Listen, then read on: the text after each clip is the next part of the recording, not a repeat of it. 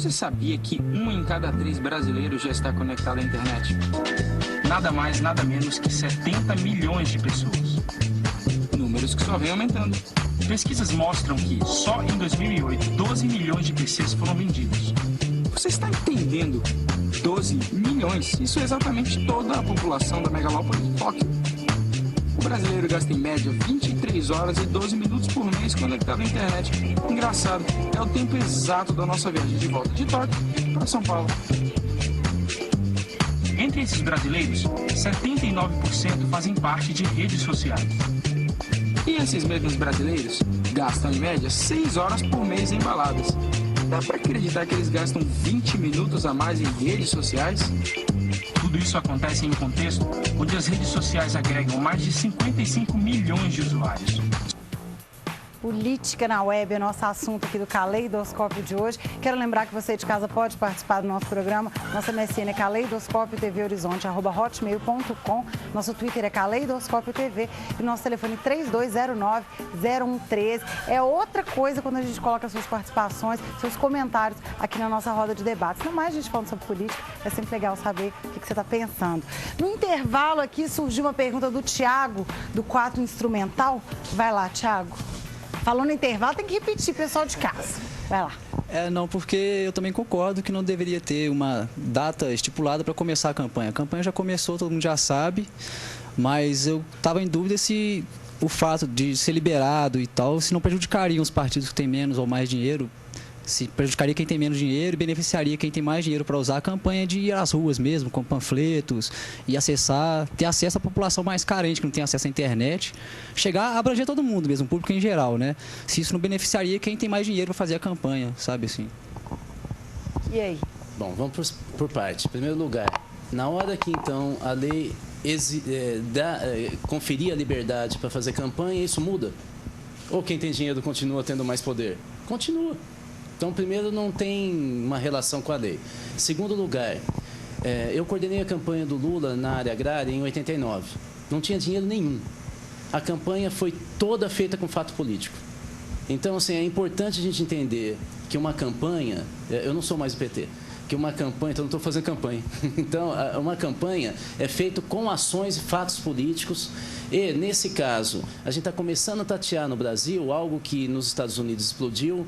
Na campanha passada da prefeitura, o Gabeira já começou a usar bem, que é qual o potencial efetivo da relação muito emocional que existe dentro da internet e das redes sociais. Nós somos 5 milhões de twitteiros hoje no Brasil, 25 milhões de blogueiros. Então, assim, é coisa demais, não é? E a maioria das coordenações de campanha está começando a avaliar que talvez ainda não é esse ano que vai fazer o voto, mas já está começando, não é tão pouca gente, é isso que eu estou querendo dizer. Se metade dos blogueiros definirem o voto e hoje estão indecisos, eles definem a campanha eleitoral. São 7 milhões que estão indecisos hoje no Brasil. Não é pouca coisa. E a gente começou... Então, assim, a primeira percepção de que isso era poderoso foi na época do Obama mesmo. Obama fez a primeira campanha absolutamente estruturada em relação às redes sociais. O problema, talvez para ele, não para nós, é que ele perdeu o controle da campanha por causa disso. A campanha se espalhou, eu cheguei até a ver um vídeo postado em alguns blogs muito engraçados e ticanos, né, principalmente do México, fazendo música sobre Obama. Já não era mais o Obama de verdade, era o Obama que todo mundo queria. E ele perdeu o controle. Ou seja, as pessoas começaram a criar em cima daquilo, né? Larissa... Eu achei uma comunidade no Orkut chamada Interação Política na Web e tem um tópico chamado Web 2.0 na sua campanha. O Paulo comenta que a política feita na web não pode ser uma imitação do que houve em outros países. É preciso considerar a nossa sociedade, a nossa cultura política e o nosso jeito de ser. Aí eu queria saber, Léo, que apesar da influência da campanha do Barack Obama, cada país deve se preocupar com a singularidade, quais os riscos, né, de imitar um outro país, como que deve ser feita a política na web no Brasil? O Obama, no caso, ele teve acho que 85% do que ele usou de verba, ele conseguiu arrecadar nas redes sociais, o pessoal fazendo doação, pequenos doadores. No Brasil, por exemplo, eu não sei se funcionaria. Não sei se a população tem tanta disposição para doar dinheiro individualmente para candidatos. Então, acho que cada campanha, cada país é um país, cada campanha é uma campanha, e você tem que avaliar o cenário no momento para saber exatamente o que vai fazer. Acho que a base é a mesma, entrar nas redes sociais e saber dialogar com o seu público, com a população geral, no geral, quer dizer. Mas saber também que cada caso vai ter uma diferença e você tem que estar atento a isso. Gabriel, você acha que a gente repete muito esse discurso de que a internet democratizou, assim, principalmente para os partidos que são menores, não têm tantos recursos.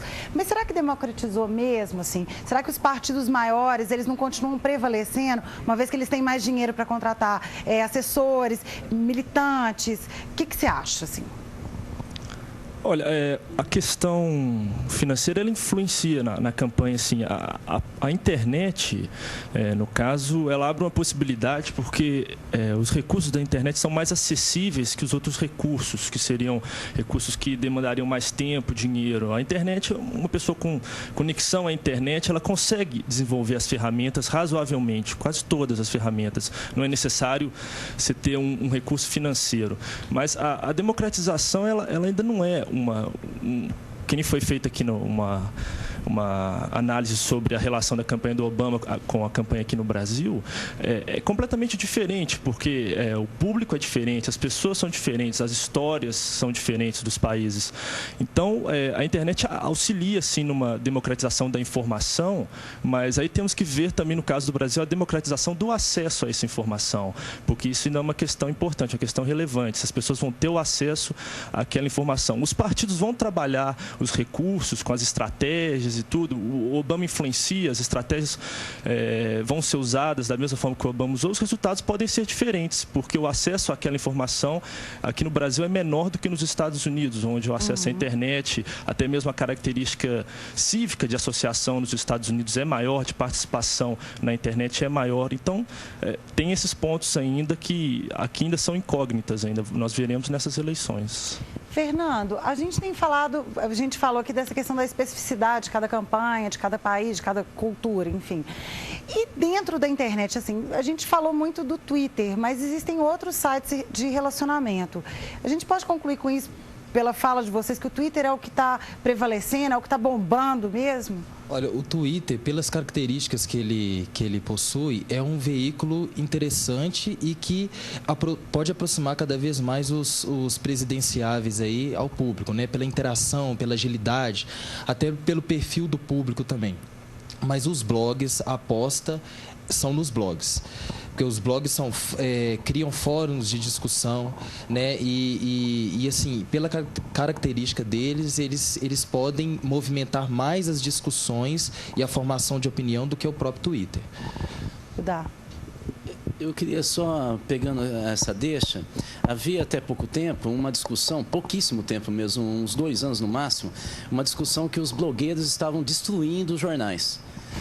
Agora, no Brasil, começa a ser criados. Esse ano, começaram a ser criados jornais virtuais.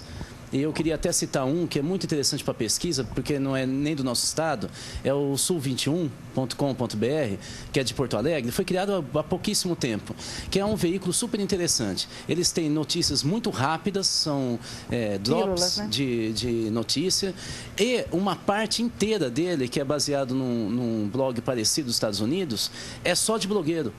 Eles automaticamente, eu coloquei, mas é notícia, não fica como sendo só um acompanhamento só do que a gente está blogando. Eles fizeram contatos com alguns blogueiros e as manchetes que a gente coloca entram direto como notícia.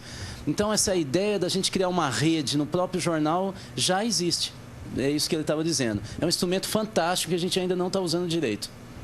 Inclusive, aí no próximo bloco, a gente até vai falar dessa possibilidade que a internet oferece, as pessoas se reunirem, às vezes, por uma mesma causa e encontrarem pontos em comum. Né, Gabriel? A gente vai ouvir isso aí.